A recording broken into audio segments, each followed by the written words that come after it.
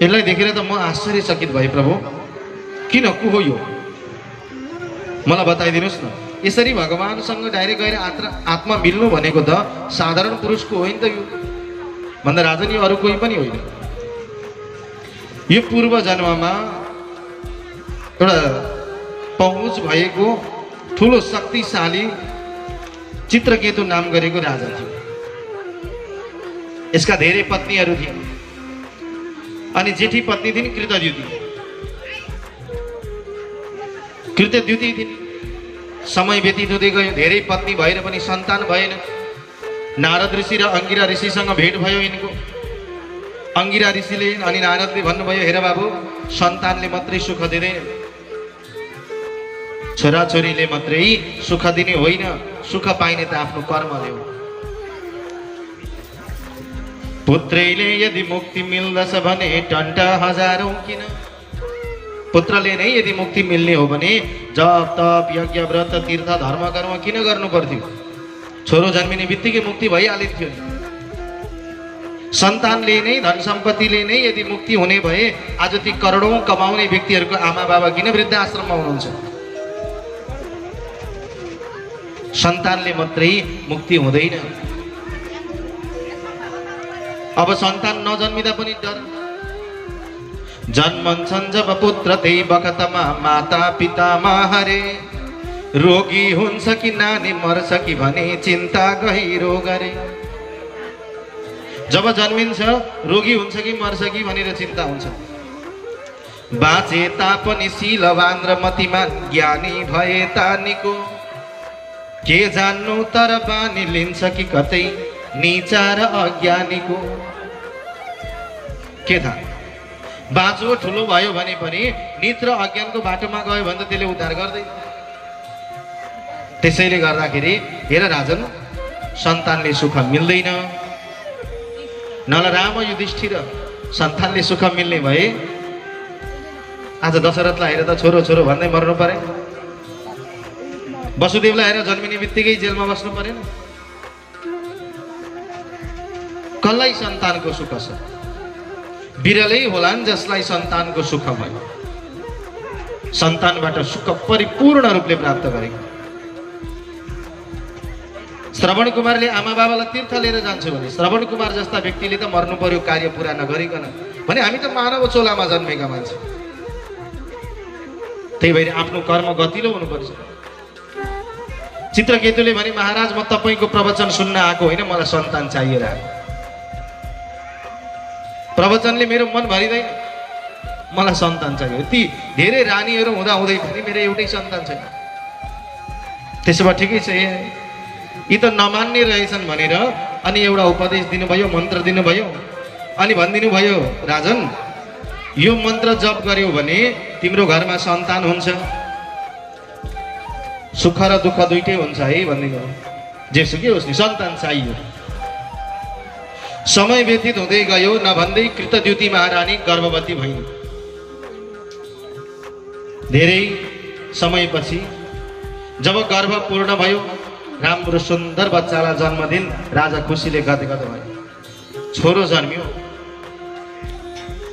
यो समाज अहिले पनि छोरो नै भनेर बसिरहेको छ। छोरी जन्मिन् भने हेला गर्ने, पेटमा आइन् छोरी भने हेला गर्छन्, फ्याक्छन्। तर पछि त्यो छोरो जन्मिन्छ, त्यही छोरो जन्मेपछि ठुलो हुँदै जान्छ, विवाह गर्ने योग्य भएपछि फेरि चाहिने बुहारी छोरी खोज्दै हिँड्नु परेन? छोरी नै चाहिन्छ। तिहारमा टिको लगाउनको लागि छोरी चाहिन्छ, माया गर्ने श्रीमती चाहियो, दुःख सुख बुझिदिने आमा चाहियो। अनि गर्भमा छोरी आइन् भने चाहिँ फ्याँक्ने समाज। कुनै सन्तले भन्नुभएको छ, यदि हाम्रो भाग्यमा 100वटा भाग्यमा 79वटा भाग्य खराब छ, एउटा मात्रै भाग्य राम्रो भयो भने पनि घरमा पुत्रको जन्म हुन्छ अरे। हेर्नुहोस् है, 100वटा भाग्यमा जुन दिन 100वटा पुरा भाग्य ठिक हुन्छ, राइट लाग्छ नि, त्यो दिन मात्रै घरमा छोरीको जन्म हुन्छ। 100वटा भाग्य लिएर आएकी हुन्छन् अरे, ती भएर छोरीलाई सौभाग्यवती भव भनिन्छ। सौभाग्यवती भव। त्यसैले गर्दाखेरि छोरीलाई घृणा होइन, सम्मान गर्नु। माया गर्नु, उच्च शिक्षा दिनु। एउटा सानो उदाहरण दिन्छु हेर्नुहोस् है। हुन त सबै समाजमा त्यस्ता हुँदैन, कति व्यक्ति त्यस्ता हुन्छ। समय व्यतीत हुँदै गयो। एउटा उदाहरण सानो म हजुरलाई दिन्छु। एउटा नवदम्पतिले विवाह गरेछन्। विवाह गरेपछि पत्नी गर्भवती भइन्। अनि गर्भवती भएपछि उनीहरू घरमा बसिरहेका थिए। घरमा बसेको बेला दुवैजनाले एक दिन सल्लाह गरेछ, आज घरभित्रै बसेर मिठो मिठो पकाएर खाऊँ, रमाइला कुराहरू गरौँ, फेरि कुन दिन पाइन्छ पाइँदैन, जोसुकै आए पनि आज घरको ढोका चाहिँ नखोलौँ है भनेर सल्लाह गरेछन् श्रीमान श्रीमतीले। ऊ गर्भवती थिइन्। श्रीमानले भने हुन्छ ल मैले आज जानेको कुरा म तिमीलाई पकाएर खुवाउँछु है त भने। श्रीमती खुसी भइन्, बसिन्। अनि त्यही दिन श्रीमानका बुबा आमा आइपुग्नु भएछ घरमा। घरमा बुबा आमा आउनुभयो। ढोका ढक ढक गरेर आवाज आयो, बाबु के गर्दैछस्, ढोका खोल न, यसो हेर्दा त भित्रै छौ जस्तो लाग्यो, किन बन्द गरेका भित्रबाट? पुलुक्क ढोकातिर हेर्छ छोरो, अनि फेरि श्रीमतीतिर हेर्छ के गर्दैछ। श्रीमती भन्छन् अघि के भनेको थियो, बिर्सिनु हो? ल ठिकै छ, खोलेन। धेरै बेरसम्म बस्दा पनि ढोका नखोलेपछि बुवा आमा लाग्नुभयो आफ्नो बाटो। मन त बिझायो छोराको, तर पनि श्रीमतीसँग गरेको बाचा थियो।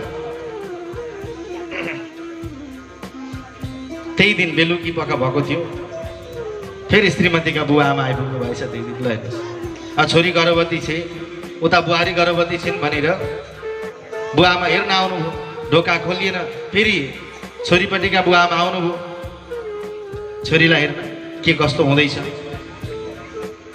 बाहिरबाट फेरि आवाज, छोरी नानी हेर त हामी आएका छौँ, ढोका खोल। श्रीमानतिर पुलुक्क हेरे। अनि श्रीमानले भने अघि के भनेको थियो, पाइँदैन खोल्न भनेर आफ्नो काम गरे। आफ्नो काम गर्दै थिए, यसो पुलुक्क श्रीमतीतिर हेरेको त घोप्टो परेर रुँदै पो रहेछन् त उता। अनि होइन के भयो भनेको, बुवा आमा बाहिर हुनुहुन्छ। मेरो पनि त आउनु भएको थियो अघि, मैले त खोलिनँ, म त रोइन। तपाईँको नियम तपाईँसँग राख्नुहोस्, शर्त सबै तपाईँसँग राख्नुहोस्, म जान्दिनँ, म ढोका खोल्छु भनी दौडेर गएर बुवा आमाको लागि ढोका खोल्नु। आमा बुवा भित्र प्रवेश गर्नु। समय व्यतीत हुँदै गयो भक्तजन। श्रीमती गर्भवती थिइन्। हस्पिटलमा लिएर गए। श्रीमान अफिसमा थिए। हस्पिटलबाट फोन आयो, तपाईँको छोरो जन्मियो। श्रीमानले भने ए हो र, ल ठिकै छ, तपाईँहरू काम गर्दै गर्नु, म आइपुग्छु बेलुकासम्म। उतापट्टि छोरो जन्मियो, खुसियाली छायो, सबैजना उपस्थित छन्। अनि हस्पिटलबाट डिस्चार्ज गरेर लिएर आए। श्रीमान घरमा मात्रै आए, हस्पिटल पुगेनन्, हस्पिटल गएनन्। अनि श्रीमतीले सोधिन् हस्पिटल किन आउनु भएन? काम धेरै थियो। छोरो जन्मिँदा पनि तपाईँको कामले सतायो तपाईँलाई? अनि ठिकै छ त, जन्मियो त, मैले गएर केही गर्ने होइन त्यहाँ, डाक्टरले सबै काम सकेकै थिए। अब घरमा आयो, अब हेरविचार गरिहाल्छु नि, म किन चिन्ता लिन्छु? श्रीमानले सम्झाए। 2-4 वर्ष चल्यो। निरन्तर प्रक्रिया चलिरहेको थियो। पुनश्च गर्भवती भइन् श्रीमती। हस्पिटल लिएर गइयो। समय पुगेपछि छोरी जन्मियो। तपाईँको भन्दा छोरी भनेको शब्द सुन्ने बित्तिकै काम हजारौं थिए, सबैलाई माया मारे। आज अफिसमा भन्दै सबै काम हप्ता दिनपछि मात्रै म गर्छु भन्दिनु। हप्ता दिन मेरो लागि छुट्टी। दौडेर आए। अफिसदेखि नै मिठाई बाँड्दै बाँड्दै आएछन्। आज मान्छे आश्चर्य भयो, अरे अरू छोरो जन्मिँदाखेरि खुसीले गदगद हुन्छन्, तपाईँ छोरी जन्मिँदाखेरि हस्पिटलमा भएका सबैलाई मिठाई बाँडे। अनि एकजना भद्र भलात्मी हुनुहुँदो रहेछ। उहाँले सोध्नुभयो, बाबु तपाईँको अस्ति 2-4 वर्ष अगाडि छोरो जन्मेको होइन भन्दाको हो, हस्पिटल आउनु भएन त्यतिखेर किन? अनि आज छोरी जन्मिँदाखेरि तपाईँ आउनु हो?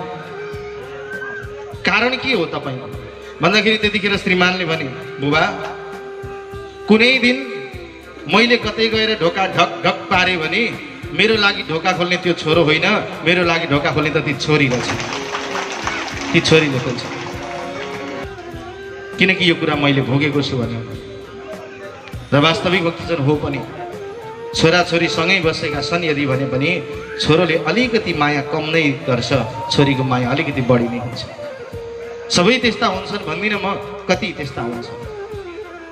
त्यसैले गर्दा छोरो मात्रै होइन छोरीको पनि सम्मान गर्नुपर्छ, इज्जत गर्नुपर्छ, प्रेम गर्नुपर्छ, उच्च शिक्षा दिनुपर्छ। जति संस्कार हामी छोरालाई दिन्छौँ त्यति नै संस्कार छोरीलाई दिनुपर्छ। छोरी ठुली हुँदै गइन् भने घरमा झाडु लगाउनको लागि अराइराख्नु पर्दैन, आफै लगाउँछिन्। फोहोर देखेर छोरो आयो भने खाएको गिलास पनि ती लडाएर हिँडिदिन्छ। त्यो हालत हुन्छ। छोरो जन्मियो, राजा खुसी भए, गदगद भयो मन। समय व्यतीत हुँदै गयो। अरू जति रानीहरू थिए नि ती रानीहरूले सोचेछन् ए तिनकी जेठी पत्नीको छोरो भयो भन्दैमा हामीलाई घृणा गर्ने, हामीसँग बोल्दै नबोल्ने, हामीलाई समातेर ल्याएको त होइन त, विवाह गरेर आएका हामी पनि। अरू रानीहरूले सल्लाह गरे त्यो छोरालाई मारिदिउँ भनेर विचार गरे।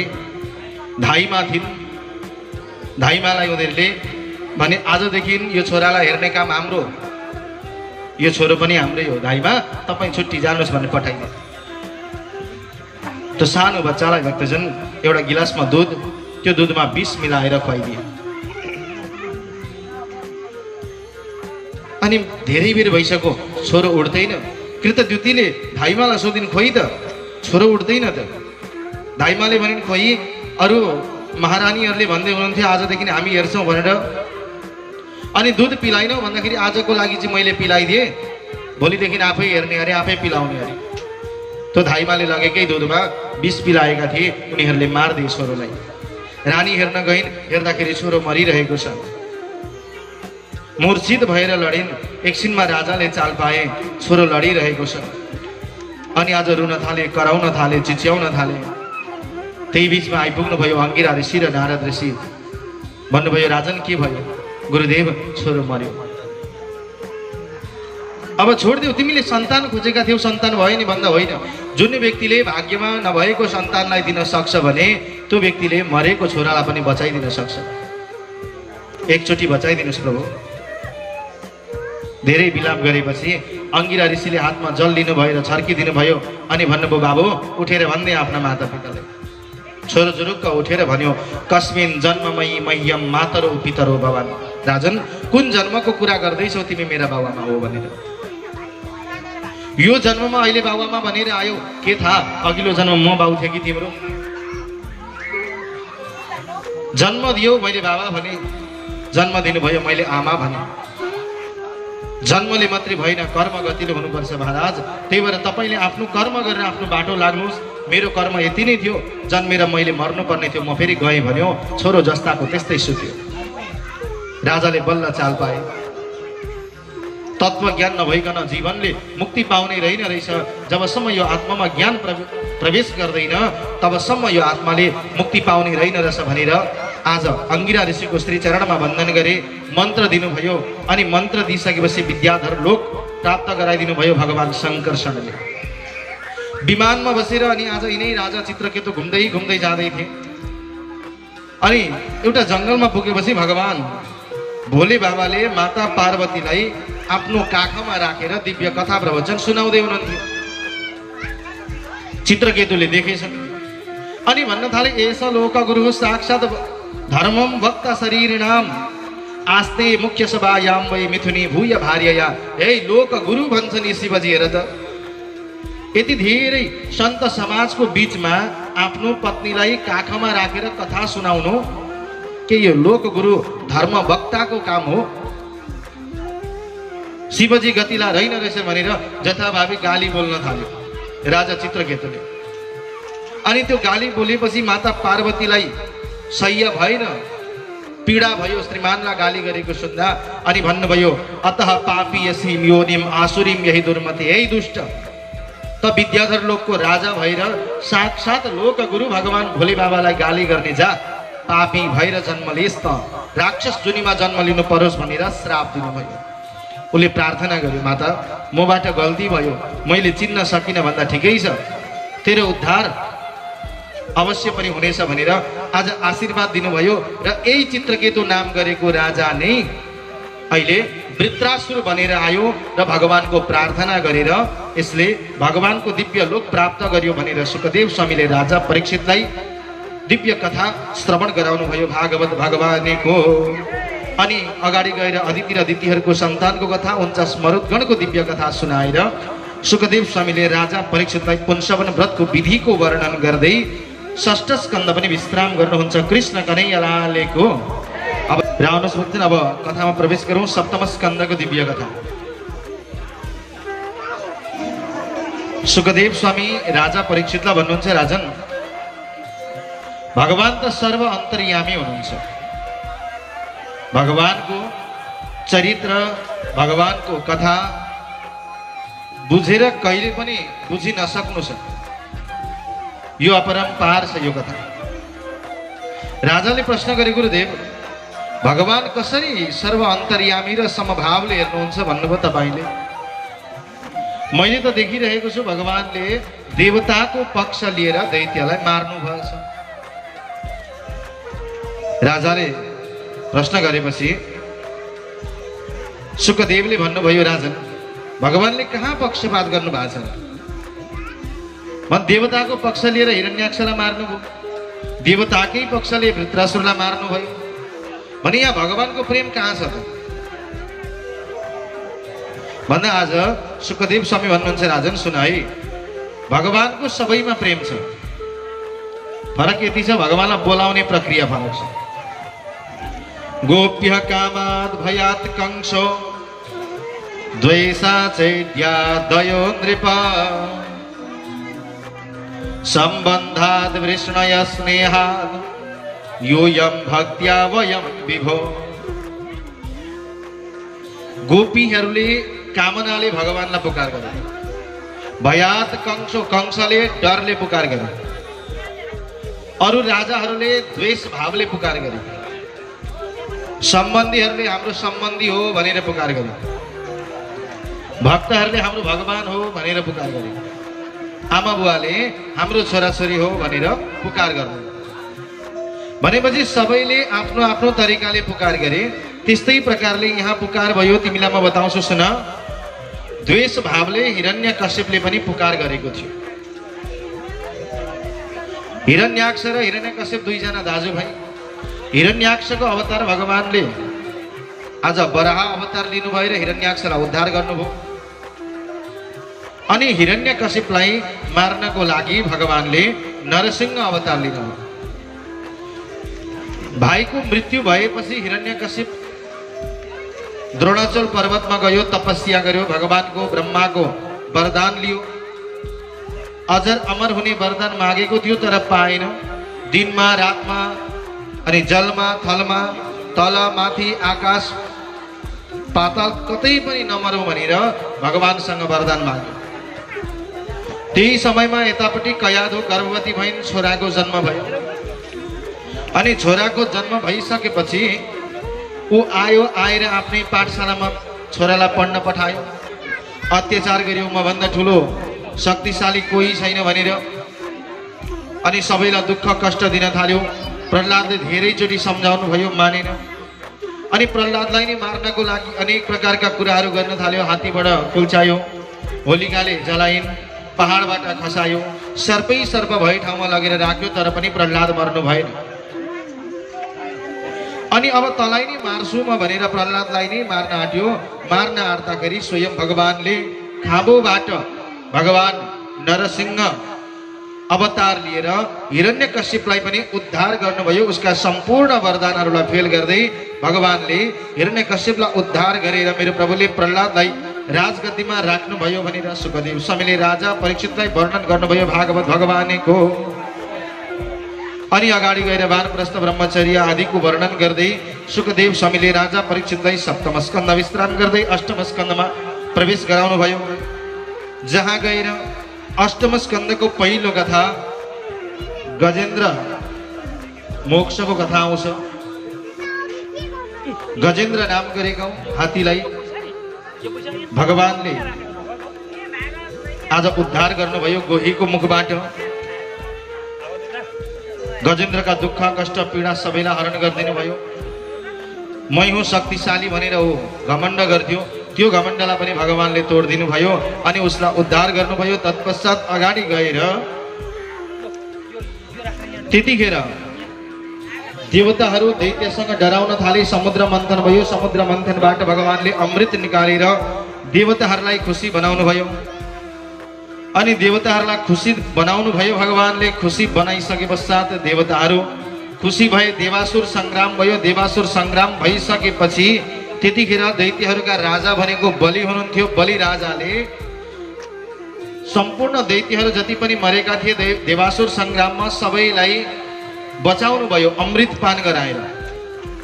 अमृत पान गराएर बचाइसकेपछि देवताहरूले भने प्रभु अब तपाईले हामीलाई बचाउनु पर्यो कुनै न कुनै अवतारमा आएर, किनकि दैत्यहरूको अत्याचार हामीले सहन सकेनौं भनेर भगवानलाई प्रार्थना गरे।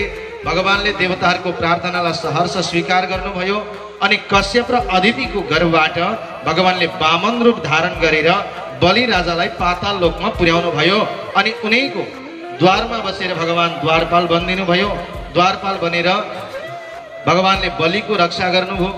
बलिको रक्षा गरिसकेपछि आज बलि पनि खुसी भए र देवताहरूलाई पनि भगवानले सन्तुष्ट बनाउनु भएर सत्यव्रत राजालाई मत्स्य अवतारमा आउँछु र सम्पूर्ण मत्स्य अवतारको कथा श्रवण गराउँछु भनेर मेरो भगवानले अष्टम स्कन्धलाई पनि विश्राम गर्दै हुनुहुन्छ। गोविन्द भगवानको आउनुहोस् अब कथाको दिग्दर्शन गरौँ मात्रै है। कृष्ण जन्ममा पुग्नु छ। नवम स्कन्ध सिंगै बाँकी छ,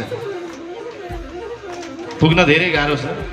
कथाहरूलाई छुट्याउनु पर्ने अवस्था आउँछ। हामी त ठिकै छ, भागवतको कथा अथाह हुन्छ, कहिले पनि गरेर सकिँदैन। तसर्थ मैले अब दिग्दर्शन मात्रै गराएँ। ल सिधै दशम स्कन्धमा प्रवेश गराउँछु। नवम स्कन्धमा 24वटा अध्याय छन्।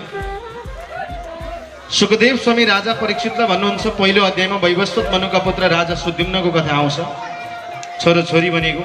त्रिशद्रको कथा गर्दै महर्षि च्यवन र सुकन्याको चरित्रलाई श्रवण गराउँदै नाभाग अम्बरीशको कथा अनि दुर्वासाको दुःखको निवृत्तिको कथा सुनाउँदै हरिश्चन्द्रको कथा श्रवण गराउनुहुन्छ। सुखदेव स्वामी भन्नुहुन्छ राजा परीक्षितलाई, राजन हरिश्चन्द्र राजा सत्यवान थिए। धेरै दुःख कष्ट उनलाई प्राप्त भयो, तर पनि भगवानको भक्ति गर्नको लागि कहिले पनि छोडेनन्। हरिश्चन्द्रको पूरा कथा सुन्नको लागि त हामीले देवी भागवत पढ्नै पर्ने हुन्छ। त्यहाँ विस्तारपूर्वक वर्णन गरिएको छ। अनि तत्पश्चात अगाडि गएर हरिश्चन्द्रको कथा श्रवण गराउँदै सुखदेव स्वामी राजा परीक्षितलाई भन्नुहुन्छ, राजन सौभरी ऋषिको कथा, भगीरथको कथा अनि यिनैको वंशमा गएर सूर्य वंशमा भगवान श्री रामको प्राकट्य हुन्छ। बोल सियावर रामचन्द्र भगवानको। सूर्य वंशमा सन्तान जन्मिँदाखेरि बडो दुःखले जन्मेका छन्।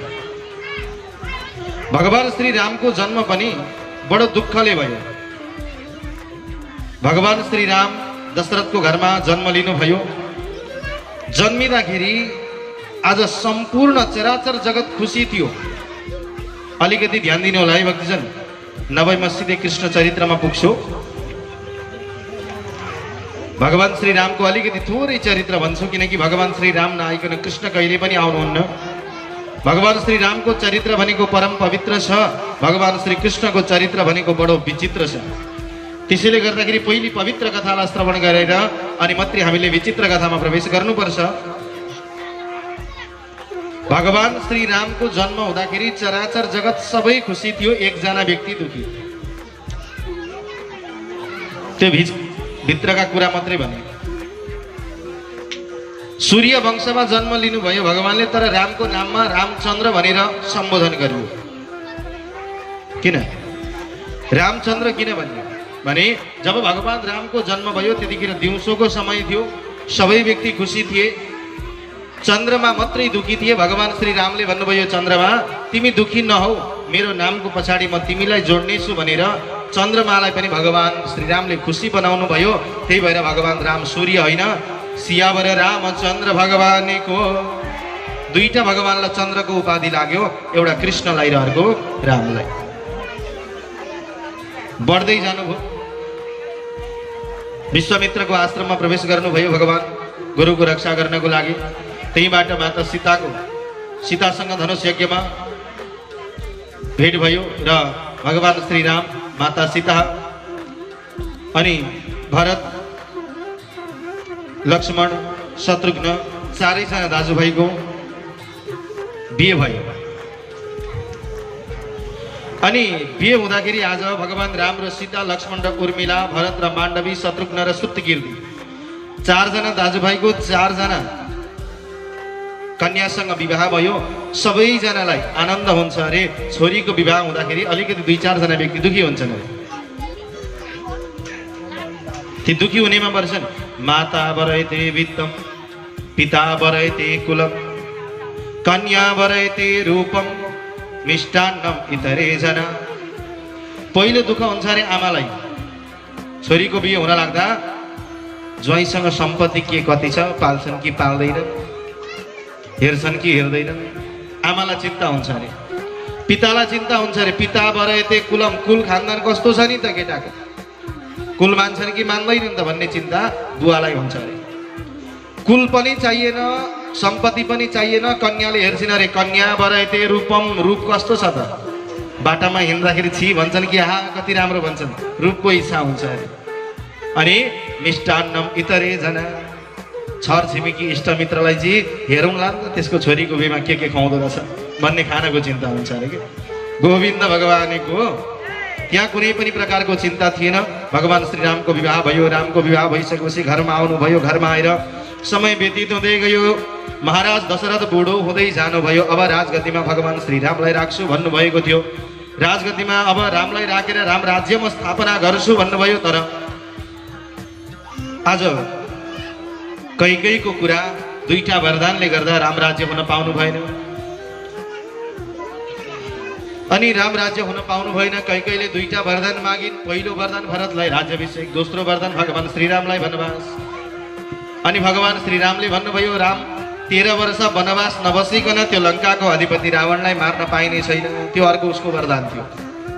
अनि भगवान त्यही रावणलाई मार्नको लागि, मर्यादालाई पालन गर्नको लागि आमाको वचनलाई सहर्ष स्वीकार गर्दै भगवान श्रीराम वनवासतर्फ लाग्नुभयो। 13 वर्ष वनवास बस्नुभयो। त्यही वनवासको बिचमा शूर्पणखाको नाक कान काट्यो, खरदूषण मरेर गए।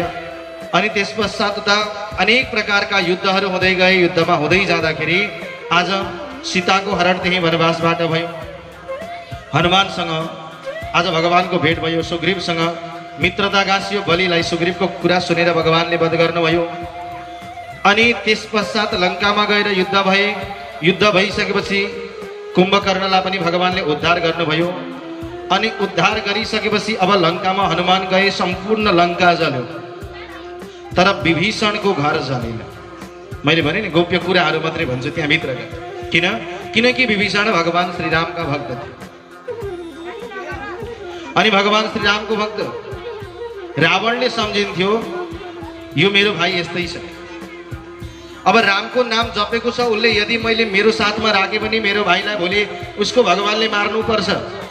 त्यसैले म भगवानको नाममा कलङ्क लाउन चाहदिनँ भनेर आफ्नो भाइलाई लात्ताले हानेर निकाल्यो। भगवान श्रीरामसँग मित्रता भयो। अनि भगवान श्रीरामले पनि विभीषणको कुरा सुनेर आज रावणलाई उद्धार गर्नुभयो। उद्धार गरिसके पश्चात माता सीतालाई अग्नि परीक्षा गराएर वनवासका सम्पूर्ण कुराहरू समापन गरेर मेरो भगवान, मेरो श्रीराम प्रभु आज अयोध्यामा फर्किनु। अनि अयोध्यामा आएपछि अयोध्यावासी खुसी भए। एउटा हिराको हार लगाइदिए। भगवान श्रीरामले भन्नुभयो यो हिरा गरगहना मोतीका मलाई कुनै पनि काम छैन भनेर माता सीतालाई दिनुभयो। माता सीताले भन्नुभयो मेरो प्रभुलाई मन नपरेको चिज म पनि लाउँदिनँ भनेर आज हनुमानलाई दिनुभयो। हनुमानले विचार गर्नुभयो मेरो प्रभुले, मेरो माताले त्यागेको चिज म किन लाउँछु, यसभित्र खासियत सायद छैन होला भनेर आज त्यो प्रत्येक मोतीका दाना फुटाउँदै फुटाउँदै फ्याँक्दै गर्नुभयो। अयोध्यावासीले भने बाँदर भएर बाँदरको स्वभाव देखायो। हनुमानले भन्नुभयो मैले स्वभाव देखाएको होइन, अनि के गरेको त मोती फ्याँकेर। हनुमानले भन्नुभयो म यसभित्र भगवान श्रीरामलाई हेर्दैछु, हुनुहुन्छ कि हुनुहुन्न? मोतीभित्र कतै राम बस्छन् र हनुमानले भन्नुभयो किन बस्दैनन्, मेरो प्रभु त घट घट भाषी हुनुहुन्छ, प्रत्येकको हृदयमा बस्नुहुन्छ, तिम्रो हृदयमा हुनुहुन्छ भन्दाखेरि हुनुहुन्छ, खोइ भन्दा छाती च्यातेर त्यतिखेर देखाउनु भयो, हेर मेरो श्रीराम मेरो हृदयमा हुनुहुन्छ भनेर। सबैले आफ्नो आफ्नो भाग विभाजन गरे कार्य।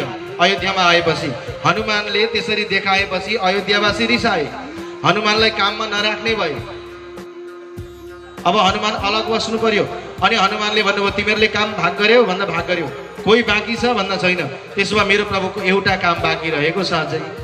के काम भन्दा जब मेरो भगवानलाई हाई आउँछ त्यतिखेर चुटकी बजाउने काम मेरो, किनकि हनुमान मेरो प्रभु रामको छेउमा जहिले पनि बस्नुहुन्थ्यो, त्यही भएर राम भक्त बनेर चिनिनु भयो।